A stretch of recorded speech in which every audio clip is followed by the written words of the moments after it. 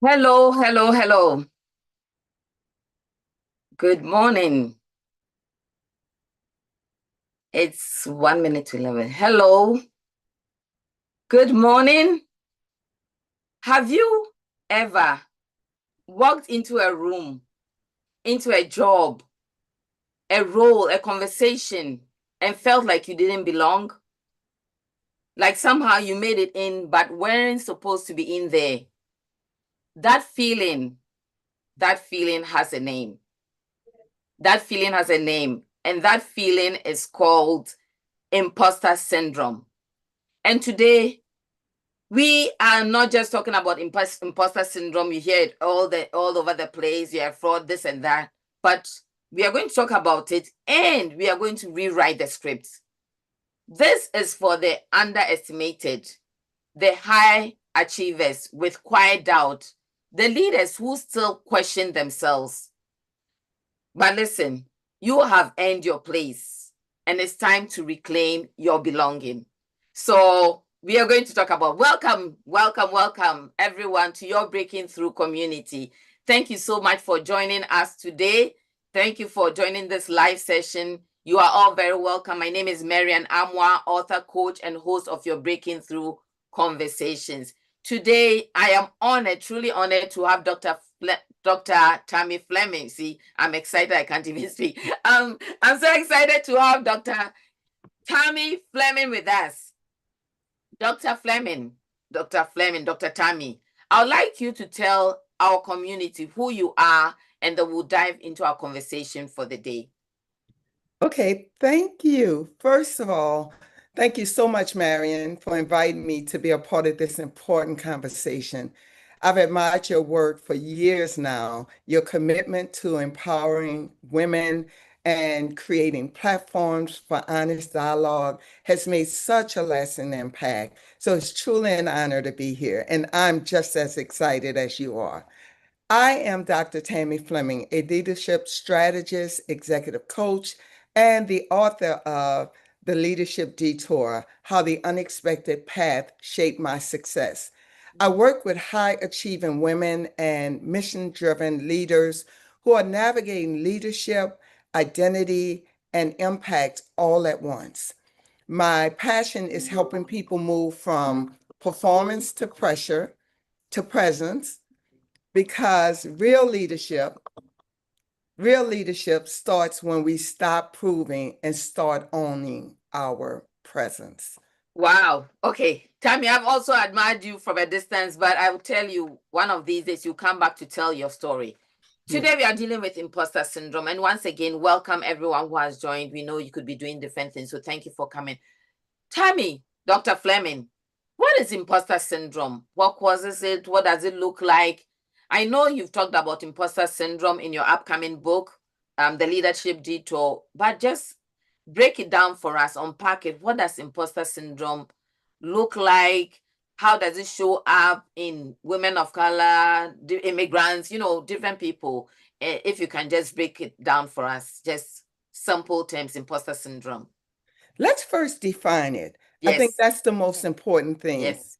I think when I think about imposter syndrome, and I'm not going to give a textbook definition, I want to break this into three elements that we could really resonate with us and with folks who are listening in.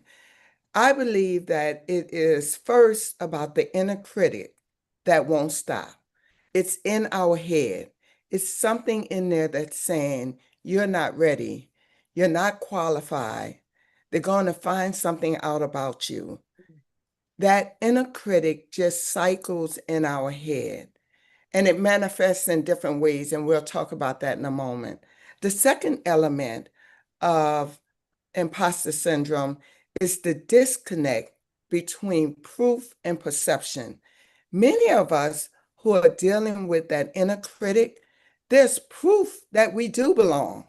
We have the credentials, we have the experience, we have the metrics, we have the resume that shows we've earned our place in these roles, in these organizations.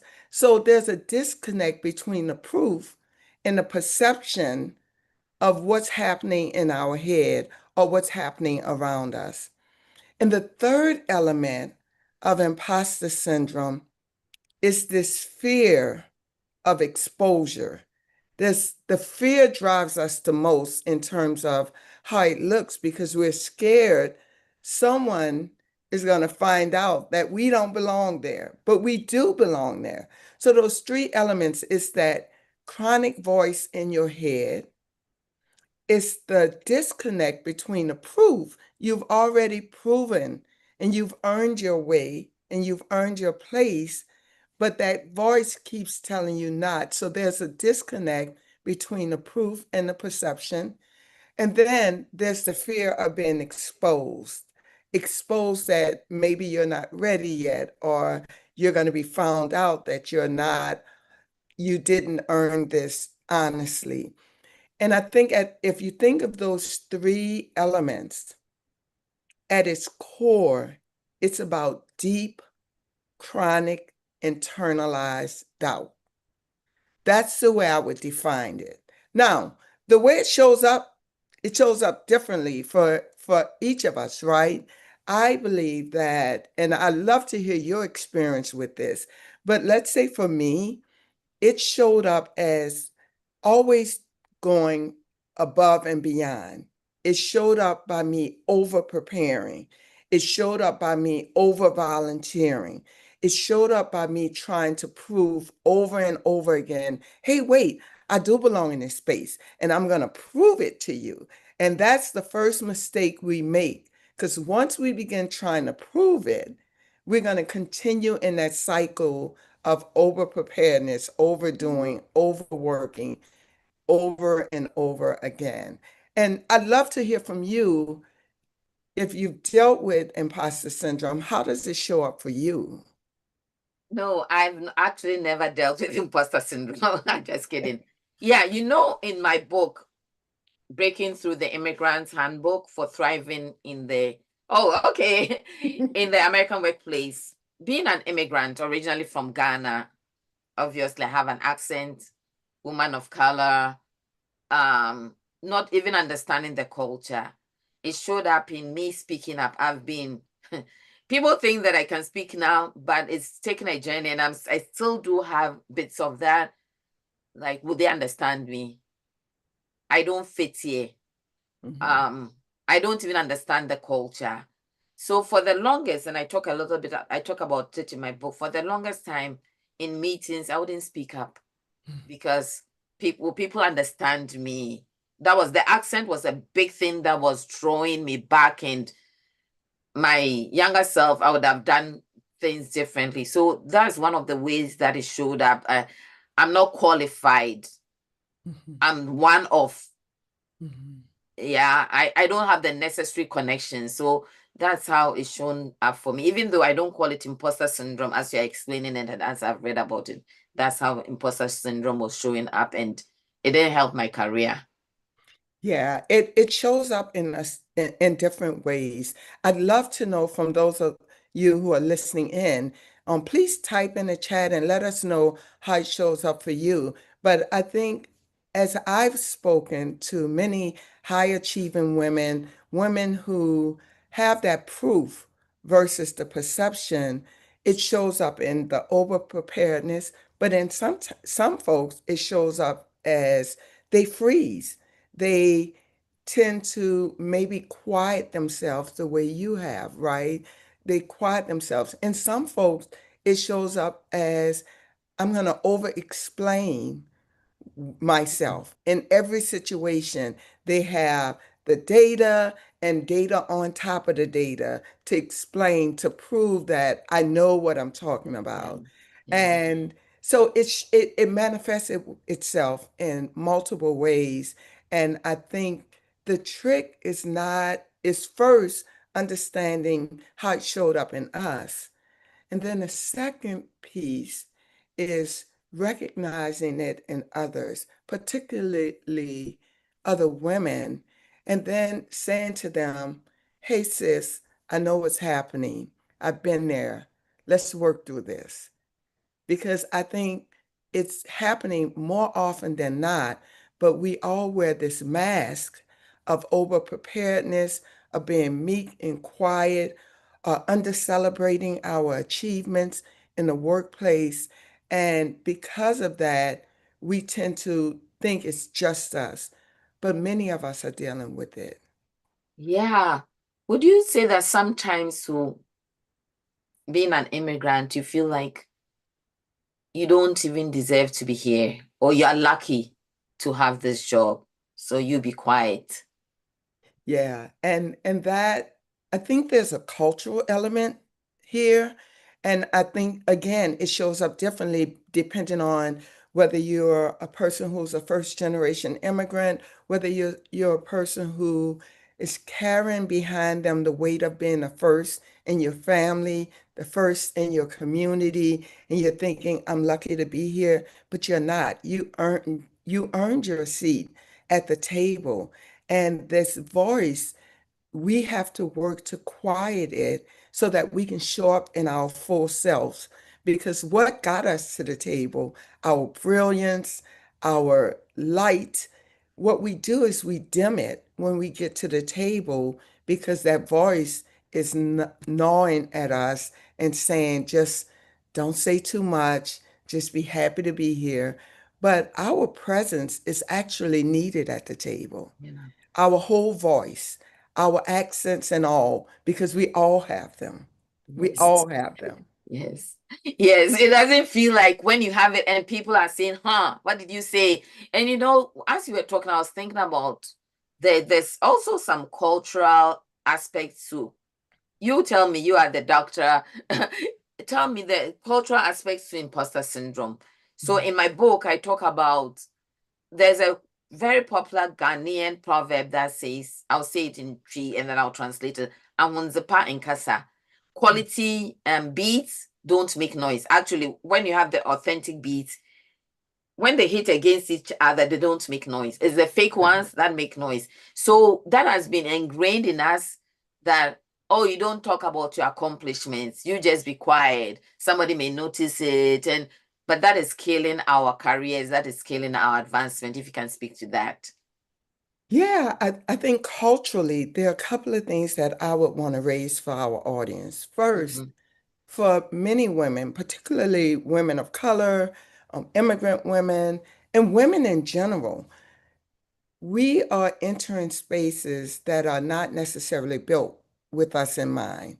A lot of spaces women are entering and they weren't built for us. Whether that's in boardrooms, whether that is in corporate settings. So when we show up, we face the double task of doing the job and proving that we belong. So we need to acknowledge that that is one of the elements we're trying to navigate. I think particularly for a lot of women of color, we're told from early on we have to work twice as hard and be twice as silent. We're told that let your work speak for itself, Excellent. Yes. do all the work, run twice as fast, keep your head down, don't make waves.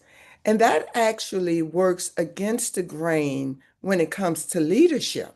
So if you're attempting to be a leader in these spaces that has a different set of rules, and culturally, we've been raised and we've been told work twice as hard, be twice as silent, keep your head down. That is something we have to break the chains of that notion that when we are leaders, you have to engage. You have to do your work. You don't have to do twice as hard. There's nothing wrong with hard work, and there's definitely nothing wrong with excellence. But we have to think about the ecosystem in its whole and its entirety and how that impacts your relationships with coworkers, with others in your system when you're overdoing your parts. And a lot of times we also do other folks' work also, and it has a negative impact on the relationship. And then the third one, I would say, and I've mentioned it a little bit, for some women, especially I think in what I would call those collective cultures, leadership might be viewed as aggressive, self-promoting, Hmm. or out of sync with what it means to be respectful or humble. So when we try to lead, we feel like we're violating something, that we're violating this notion of being humble. But if you don't toot your own horn, no one else will. If you don't celebrate your accomplishments, we tend to under celebrate. We under celebrate what we've achieved in the name of humility.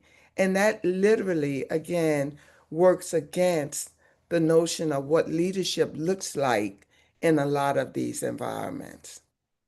Oh, okay. There's a lot of emojis going on in the chat if you see looking here. So yeah, you must be saying some good stuff, and of course.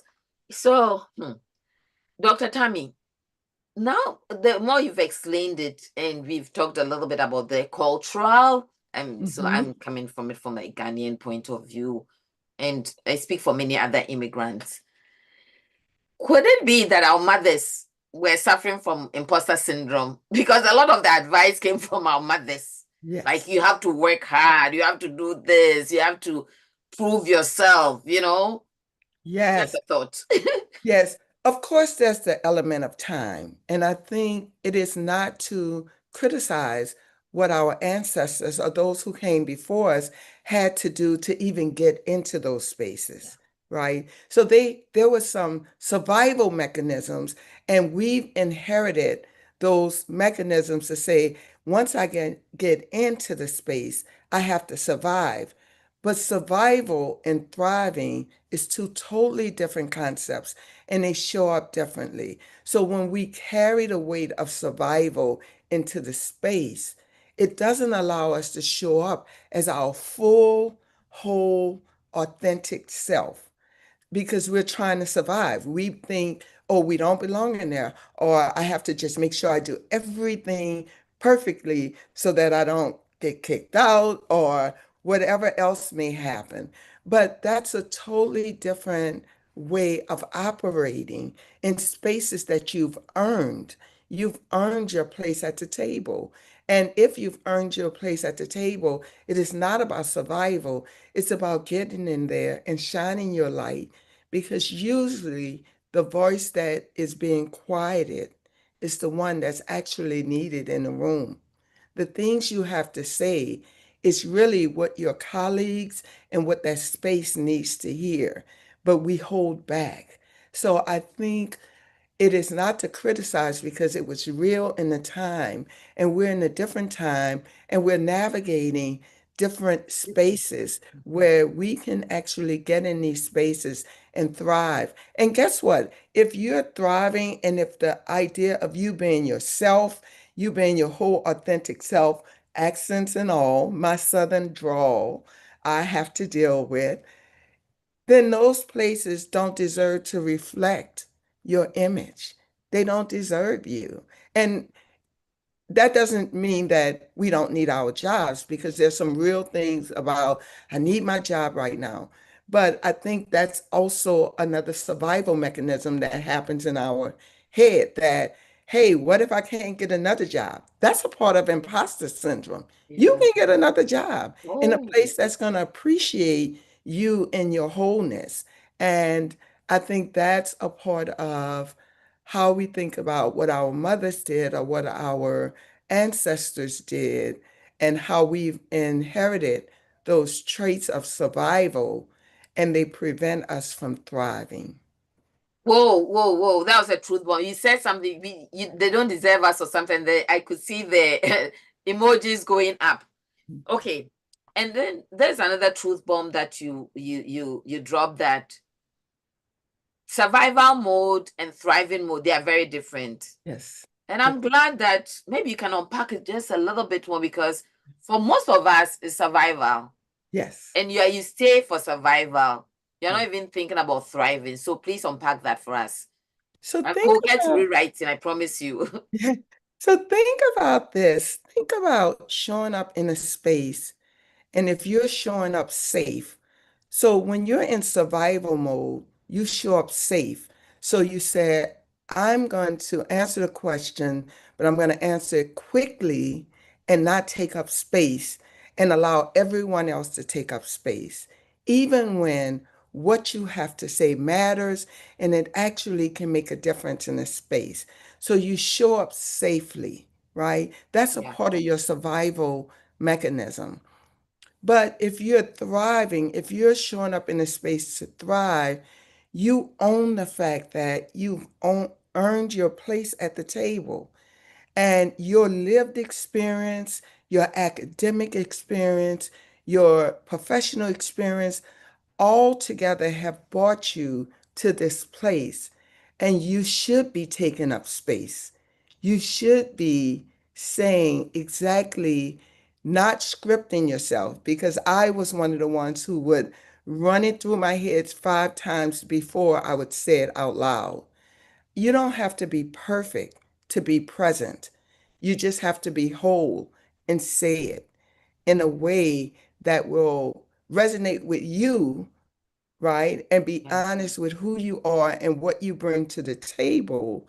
And also give the others the benefit of the doubt that they need to hear this or they want to hear it. So when you show up safely, we're still in survival mode and we don't thrive. And as we talk about that, I'd love to talk about this idea of what I bring in the book is the gap between being a technical expert and being a leader. And a part of us showing up safely is that we continue to be the technical expert. We continue to do. We want to do leadership. But leadership is about being. It is about showing up. It is about presence. And what happens is you continue to be the technical expert. And when the position opens up or a new role opens up, you're like, I can do this. I can do this. I don't understand. Yes, you've proven that you can do the technical aspects. But because we are failing to show up in a thriving manner, we're not proving that we could actually lead. There's a gap between technical expertise and actual leadership. And it really is something where we get in our own way of getting to the next level of our work. Okay. I'm sure we'll get to more about that gap, that leadership gap. There's a question from Abigail. It says, is there a similarity or difference between imposter syndrome and inferiority complex? I think it's very much mingled. But I think they're totally different because when it comes to imposter syndrome, as I said earlier, I see three different elements because with imposter syndrome, there's usually proof that you do belong. There's usually proof that you do belong. I think inferiority complex, and I'll talk about this. This actually moves us into the concept of imposter syndrome versus Imposter imposter system. systems, right? So a part of inferiority complex is, again, that's an internal mechanism, but it's driven by external factors. Mm. I believe Mm. two things could be true at one time, that you can have an internal doubt, imposter syndrome, but it is manifested in systems or organizations and agencies that force you to believe that you have to prove yourself or prove that you belong over and over and over again. So we talk about imposter syndrome, but rarely do we talk about those systems that force us to believe that we have to continue to prove ourselves.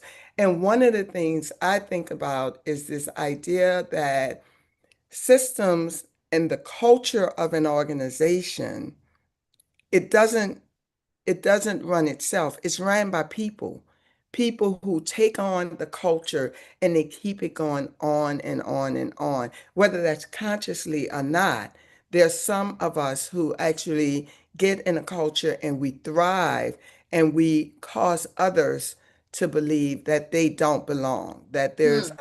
there's a limited amount of space. there's this concept that there's limitations and there's enough room for all of us at the table.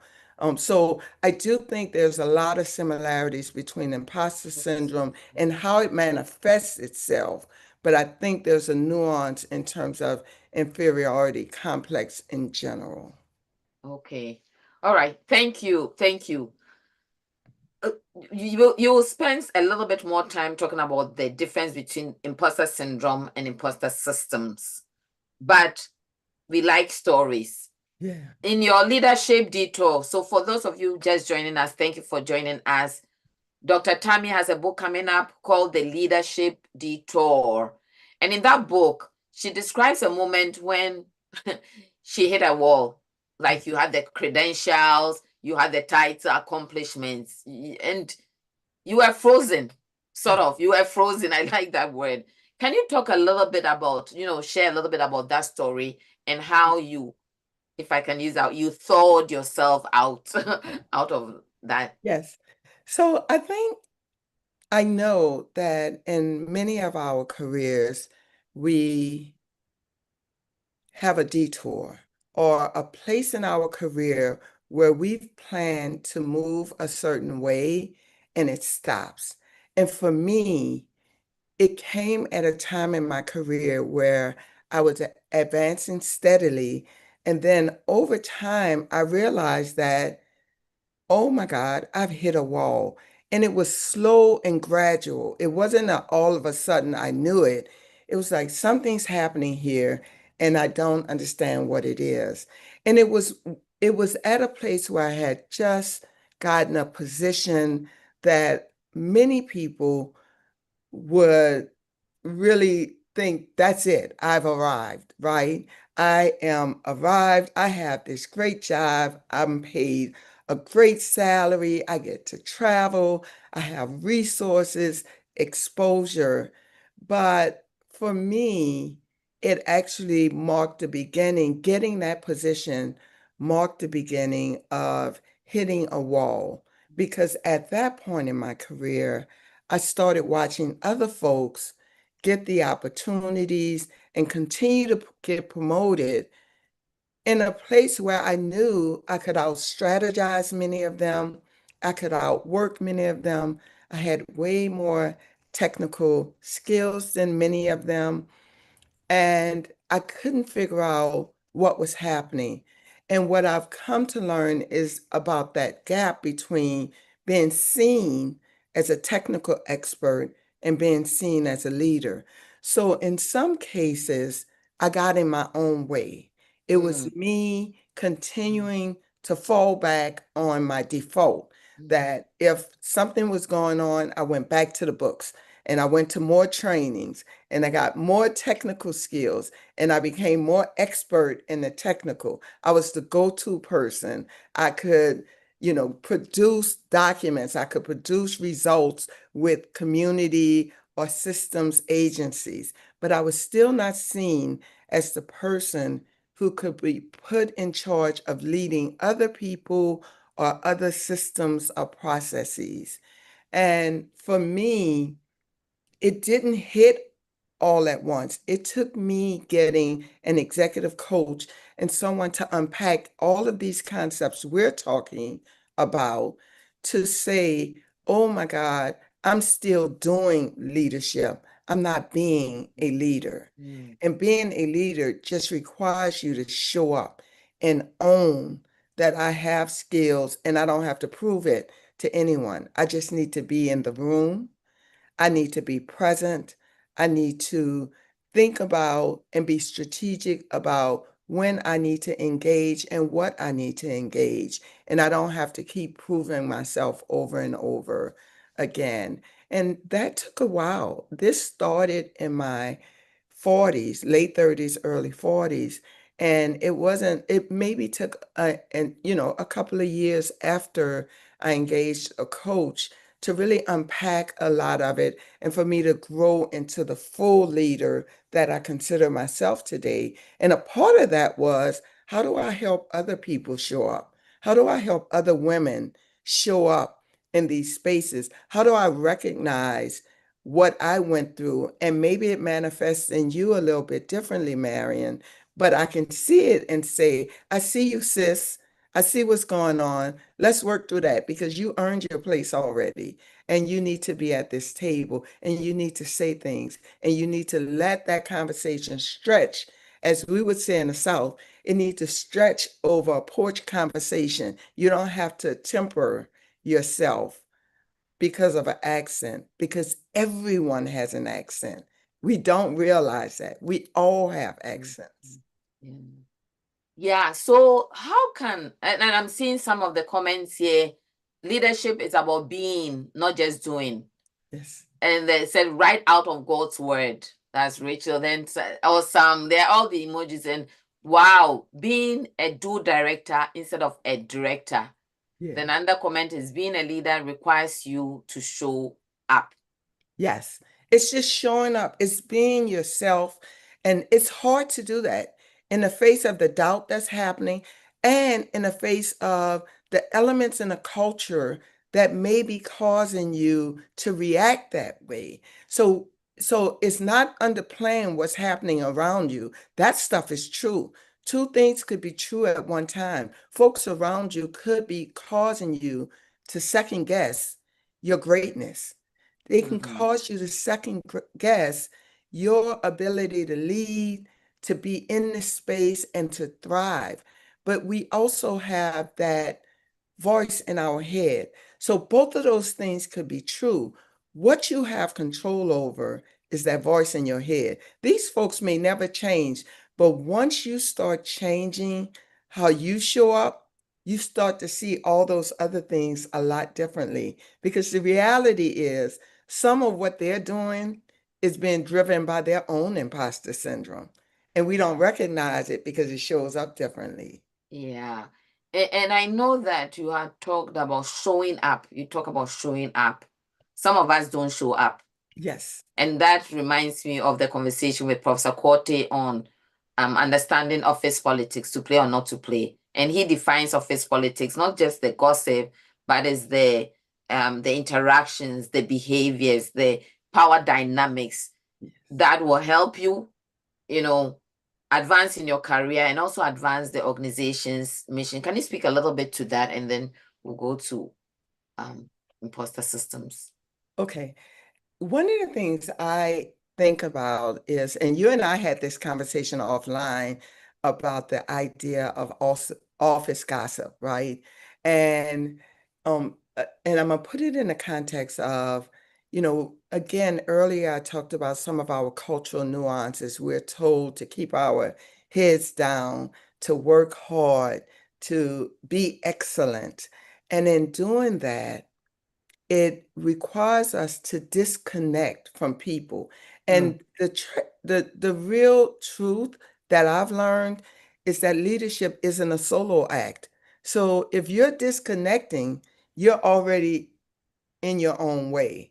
So this idea, I tell this story about a colleague asking me about a story that was circling around the office where I worked. And I was so proud to say, oh, girl, I don't get into that toxic stuff. That's how I was. I was like, girl, I don't get into that toxic stuff. I stay away from that. And I was really proud of saying that. And she explained to me, and this was a colleague, another woman of color who was excelling in this environment. And she said, that's where you mess up.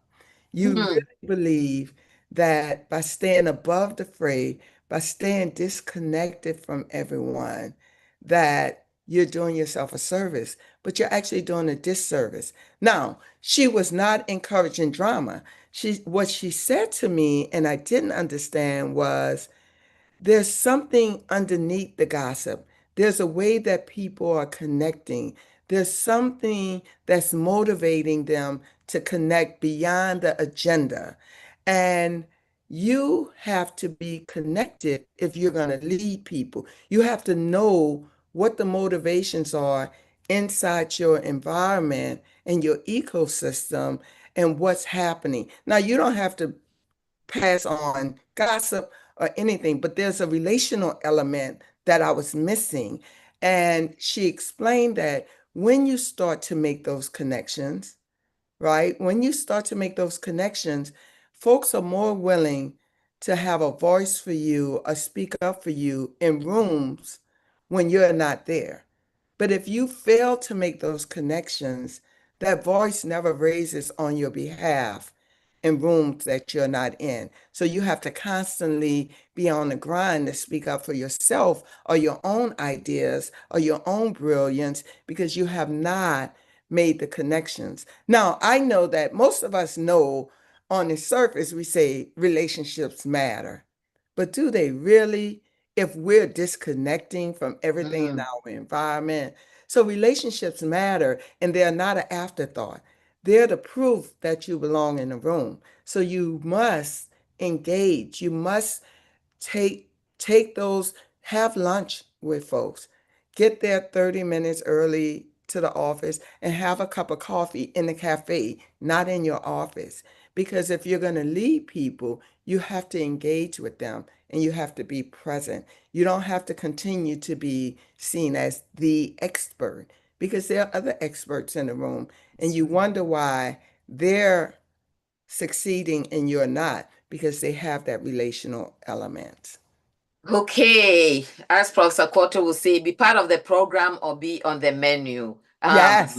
Relationships matter, Jackie Tufo says that. Okay, do you want to speak just a little bit about imposter syndrome and imposter systems, the difference, and then we'll go into the rewriting the scripts. A lot of us want to rewrite the script and silence the inner critic.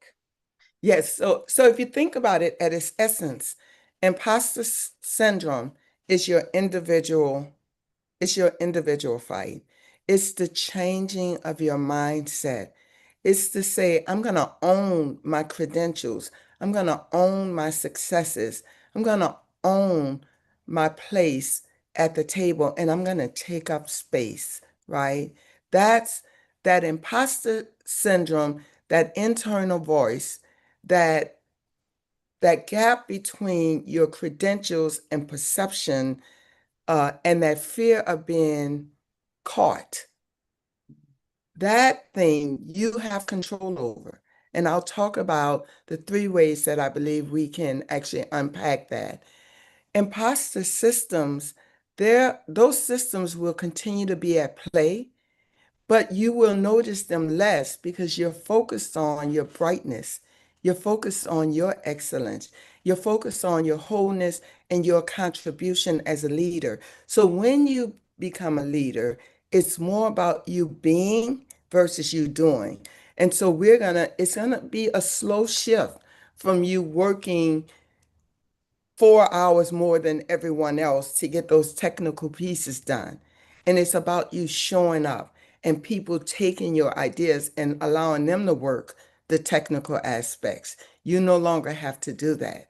You allow others to shine and you help them figure it out. So that sort of second piece of knowledge. I know if you guys have read Strength to Strength, that second wave of your knowledge and your wisdom is about teaching others. And that's a part of the leadership role. It's less about you continuing to do leadership stuff, and it's more about you being a leader. So the cultural aspects, I think the more of us that recognizes in ourselves, we begin to recognize it in others. And then we begin to dismantle those systems that are in place that's forcing us to prove ourselves over and over again. Okay, Dr. Tammy, if you are enjoying this, just put some emojis and comments in the chat. And if you're enjoying this conversation, please, we ask that you subscribe to our channel and hit that notification button so that you receive the alerts when we put out new videos and when we have our live sessions. But thank you, thank you. Now we are going to the rewriting the script. You're going to coach us. You have a coaching framework. And by the way, Dr. Tammy's book is The Leadership Detour, will be released in September. So now you're going to coach us, and I know that you talked a lot about having an executive coach that helped you to recognize your own imposter syndrome. And so let me just make a plug for, I have a video that is why you need a coach. Please listen to that and pick up some tips there. But yeah, 100%. I'm seeing all these comments. They are loving you. Okay. So you share this 3-step coaching framework in your book to help leaders, people as challenge self-doubt. You had made the point that deep at the root of imposter syndrome is that doubt, right? Mhm. Can you walk us through those steps and how they have helped you yourself, clients, and how it can help all of us listening today and those who will be watching the replay reclaim our confidence, our voice, our belonging, our place of belonging? Yeah. So I love these three steps because it starts with imposter syndrome. And I've said this a couple of times in different ways. But the first one, the first step is to recognize the lie. Imposter syndrome starts with a lie that you don't belong. So the first step is to notice that narrative in your head and ask yourself, what am I telling myself right now? Is this thought based on fact or fear?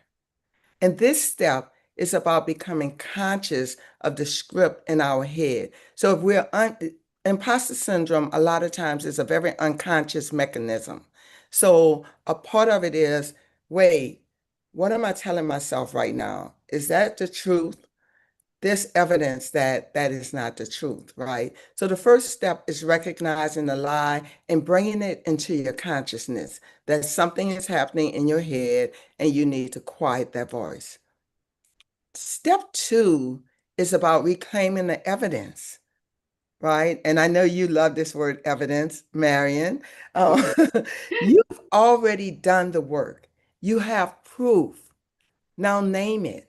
Make a list of your wins, experiences, and feedback that confirm your capability. And then take it one step further. Say it out loud, affirm it, and own it. You're not inflating the truth, right? You're aligning with it. Let's align ourselves with our resumes, with our credentials, with our experience, and own that. I belong at this table because I've worked my way here. I know my stuff. I can help others. I can influence. I can impact. I can get results. So you have to own it and you have to say it. And sometimes you have to chant that to yourself, to get that voice to quiet down. And then I think the third step is about reframing the moment. Every time that inner critic shows up, it's not a signal to shrink. Don't shrink. Don't listen to it. It's a sign that you're expanding because in order to grow, you have to go through some testimony, right? It's usually a test that gives us a testimony. And so when it shows up, don't shrink. Stand up in the face of that voice showing up and reframe it as an opportunity for growth. Don't ignore it. Pay attention to it, reframe the discomfort as this is a leadership opportunity. This is a moment for me to show up. This is a moment for me to show my leadership capacity. And you can ask yourself, what would the most powerful version of me say right now? Not the edited version, because we edit ourselves in these spaces. What would I tell someone I was mentoring? So if you have a mentor, if you have a daughter, if you have a son who's dealing with whether they belong, what would you tell them in that situation? Tell it to yourself. Mm. And then you act from that voice because the truth is, any space that requires us to bring an edited version of ourselves, because that's what's happening, it doesn't truly allow us to bring in our essence. It doesn't deserve us. And a lot of times it's our internal voice that's telling us that we don't belong. And so I think those three steps, again, recognize the lie, reclaim the evidence that you do belong, reclaim the proof, and then reframe the moment.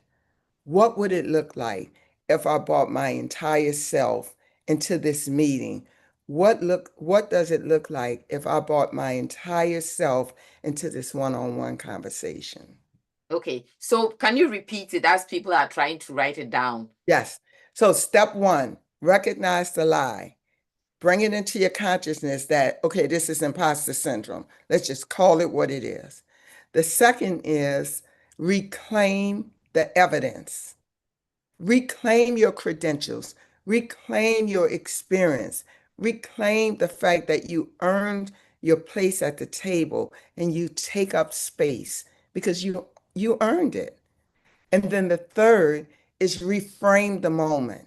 So now say to yourself or ask yourself, what would it look like if I showed up fully, if I showed up present, if the most powerful version of myself, which is your whole self, showed up, what would happen? Powerful. I'm glad you repeated. Recognize the line. So it's the 3 R's for those Yes, of you taking notes. Recognize the lie, reclaim the evidence, reframe the moment. yes, Don't go into spaces with your edited version. yes. Go with your essence. But let me ask you this question before we go to about we have 2 more questions, so hopefully we can make it. Um, I have had some people tell me that I don't like this thing about people coming in with their authentic selves. Mhm. They think authentic selves meaning you can say anything anyhow. Can you speak to it a little bit? Because I don't want to go into, I mean, I want to go with my essence, not my edited version. Right. Now, I say all of this in the face that, and I talk about this in the book in terms of I don't think change is inherently wrong. Some of our evolution and as we grow is actually beautiful. But if you're changing because it's a survival mechanism, Mm, right? mm, That is something totally different. So bringing your authentic self doesn't mean going into a room and shooting from the hip the same way you would do when you were 18 years old, because some of that is just immaturity. So you learn and you evolve and you become more mature. And a part of that is, oh, how do I say this in a way? How do I say something in the way that I need to say it? But a part of communication is also making sure that the other people can take it in the way you intended. So authentic, being your authentic self. I talk about this in the book where I changed my wardrobe. I remember when I first moved north, I had on the loudest colors. I walked in the office like I have arrived. I belong here. You will see all these beautiful colors and everything else. But over time, because folks were saying things to me, I started I started shopping differently. Not because I love color less, it was because I feared being seen, right? I was like, I don't want to be seen too much because that might get in the way of opportunity. But now I'm back to, I like color. And guess what? I can show up in my color, I can show up in my dreads. I can still be that and still be fabulous, right? And not have to edit that. But we've been told, subtly sometimes, don't show up as yourself mm, or leave parts of your community behind. And they don't say it that way. They said, oh, your lunch smells awkward. It's kind of loud. Or is that the appropriate thing to wear to this event? So it comes out as questions, but there's a lot of judgment. And you say, yes, is yours the most appropriate thing to wear to this event? Because you don't have to have people questioning your cultural and the way you express yourself, whether that's your hair, your clothes, your makeup. They're now talking a lot about makeup. That's coded, right? Just like the word professionalism is a coded word. It was defined by typically people not like us. It was not defined by women. It was defined primarily by men, mm, and they said what it was to make them comfortable. So we can redefine what it means to be professional. It doesn't mean you go in shooting from the hip, but it does mean you need to be honest and not suppress your emotions, because as women, we've been taught that we have to diminish ourselves in these spaces to make other people comfortable. You don't. You You don't don't. have to diminish yourself. You just Woo! have to show up. Whoa, whoa, whoa, whoa. Can you put some emojis in for Doctor? You are giving it to us. Thank you so much. There are so many comments. I can't read them all.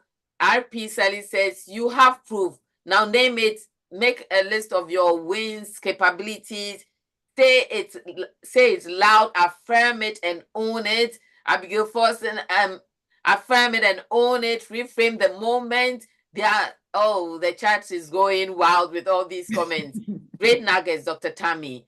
Reframe the moment, an opportunity for growth. Oh, you have to do a workshop. You have Yes. to do like a half-day workshop. I'm sorry. And if you think you will pay for Dr. Tammy's workshop, just say I will pay. You have to do a workshop for us. Yes. But I'm looking at the time. We have, why is rewriting a narrative more effective than just, you know, I'm sure you've heard it. Fake it till you own it. It's like you fake it, fake it, fake it till you make it or something like that. Speak a Yeah. little bit to that and we'll go to one more question. Well, part of the fake it till you make it is a part of that imposter syndrome. They're telling you you have to fake being great when you already are great. And if you fake it till you make it, the trick becomes the rules of the game continues to change in these spaces. And that means you're going to always have to fake it. And here's the impact on it. There's an emotional toll on this that you have to show up with a mask on. You have to suppress your emotions. You have no idea, Marion, how many clients I've spoken to who misunderstands the definition of emotional intelligence. And for many of us, we believe that emotional intelligence means that we don't show any emotions. We present as we're unbothered. And we do that in the face of our insides being in turmoil, right?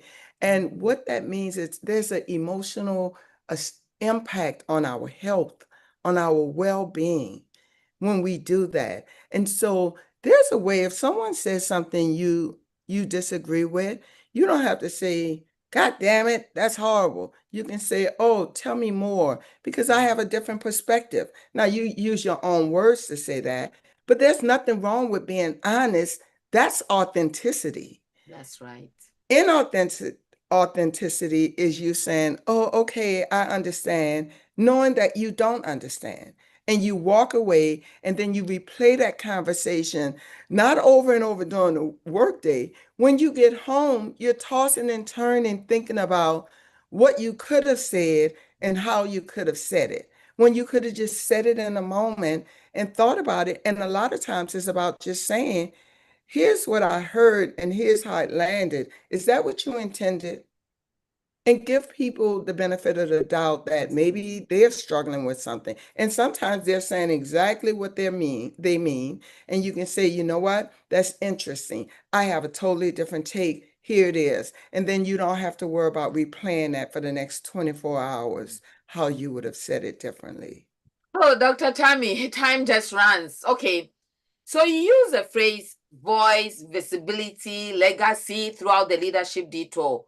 What does that mean for leaders trying to grow in spaces that really weren't built for them Yes. or us? I love this one. This is one in a chapter where I talk about what is executive presence, because I know for me, I know what it was, but a lot of times I couldn't pull it out of myself when I needed it most, especially if I'm anxious, if someone triggered me, I could not still operate in the moment.